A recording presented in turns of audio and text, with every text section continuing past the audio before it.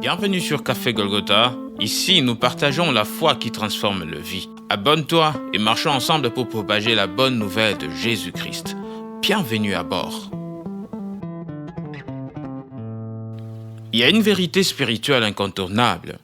La voie à laquelle tu obéis fait de toi son esclave. Dans Romains chapitre 6, verset 16, l'apôtre Paul nous dit « Ne savez-vous pas qu'en vous livrant à quelqu'un comme esclave pour lui obéir, vous êtes esclave de celui à qui vous obéissez, soit du péché qui conduit à la mort, soit de l'obéissance qui conduit à la justice. » Ces passages nous montrent clairement que l'obéissance, qu'elle soit au bien ou au mal, nous place sous une certaine autorité. Autrement dit, c'est notre choix qui détermine notre maître. Dans les jardins d'Éden, l'homme n'obéissait qu'à Dieu jusqu'à ce qu'il prête oreille au mal et qu'il lui obéisse, et ainsi il est devenu son esclave. Et vous savez, un esclave peut finir par aimer sa condition. Son maître travaille sa conscience pour lui faire comprendre que sa servitude est un état normal, au point d'étouffer toute pensée de révolte en lui. Je connais l'histoire de quelqu'un qui était issu de la famille d'anciens esclaves. À la recherche d'une vie meilleure, il s'est installé dans un autre pays et il a retrouvé un des descendants de ses anciens maîtres. Vous savez ce que ce monsieur faisait? Malgré la distance géographique et culturelle, il avait une journée où il venait chez son ancien maître faire des travaux ménagers. C'est comme si le lien n'était toujours pas rompu. Voilà pourquoi même dans certains pays dits indépendants, ils n'arrivent pas à prendre des décisions sans l'approbation de leurs anciens colons. C'est comme s'ils vivaient toujours à l'écoute de la voix du passé. C'est exactement ce qu'exprime Paul dans Romains 7, 14 et 15. Il nous arrive parfois d'agir contre nos propres valeurs. Tu veux quelque chose, oui. Il y a des choses aussi que tu ne veux pas. Mais tu te rends compte, voilà, je n'ai pas fait ce que je voulais et que je fais ce que je ne voulais pas. Tu tombes parfois, tu te dis, mais j'étais assez fort pour résister. Mais pourquoi je suis tombé? Et c'est là qu'intervient la notion du rachat.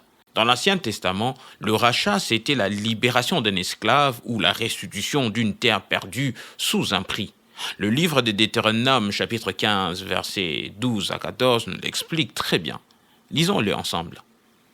Si l'un de tes frères hébreux, homme ou femme, se vend à toi, il te servira 6 années. Mais la 7e année, tu le renverras libre de chez toi. Et lorsque tu le renverras libre de chez toi, tu ne le renverras point à vide. Tu lui feras de présent de ton menu bétail, de ton air, de ton pressoir, de ce que tu auras par la bénédiction de l'Éternel ton Dieu.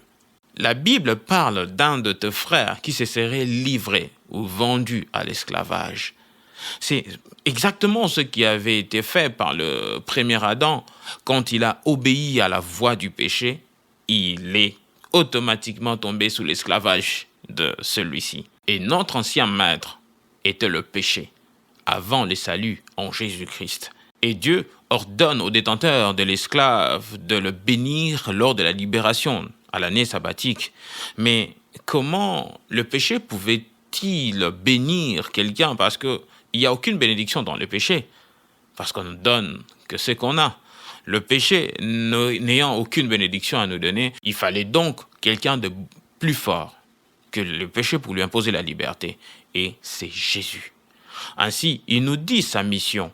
Dans le livre de Luc, chapitre 4, versets 18 à 19, il dit qu'il est venu annoncer la libération aux captifs, la vue aux aveugles, la délivrance à ceux qui ploient sous le poids de leurs chaînes. Dans Matthieu, chapitre 11, verset 28, il s'adresse directement à nous en disant « Venez à moi, vous tous qui êtes fatigués et chargés, je vous donnerai du repos. » Voilà pourquoi Jésus est notre vrai libérateur. Il ne se contente pas seulement à briser le chêne, mais il nous donne aussi une nouvelle vie. Il dit, quand le Fils de l'homme vous affranchit, vous serez réellement libre. Et il nous donne la vraie liberté. Pierre lui demande, dans Matthieu chapitre 19, verset 27, il dit, voici, nous avons tout quitté et nous t'avons suivi. Qu'en sera-t-il pour nous? Et Jésus lui répond dans le verset 29 en disant que ceux qui auront tout abandonné pour lui recevront au centuple et hériteront de la vie éternelle. Alléluia. Bien-aimés, la liberté que donne Jésus, elle n'est pas temporaire, elle est éternelle, parfaite et totale. Il est le Prince de paix et c'est en lui seul que nous trouvons la vraie délivrance. Alors, sois libre en Jésus-Christ. Ce que Dieu a commencé en toi, personne ne peut l'arrêter. Sois ferme, avance avec assurance, car Jésus-Christ nous donne la vraie liberté. Merci d'avoir été avec nous et n'oublie pas de partager ce message pour bénir d'autres vies. Que Dieu vous bénisse, on se retrouve prochainement. Merci de nous avoir suivis. Si vous n'êtes pas encore abonné, nous vous prions de le faire. Rejoignez-nous et faisons grandir ensemble l'armée de porteurs de la bonne nouvelle de notre Seigneur Jésus-Christ. Partagez la vidéo à vos proches, car par vous, une âme en détresse sera sauvée. Que Dieu vous bénisse.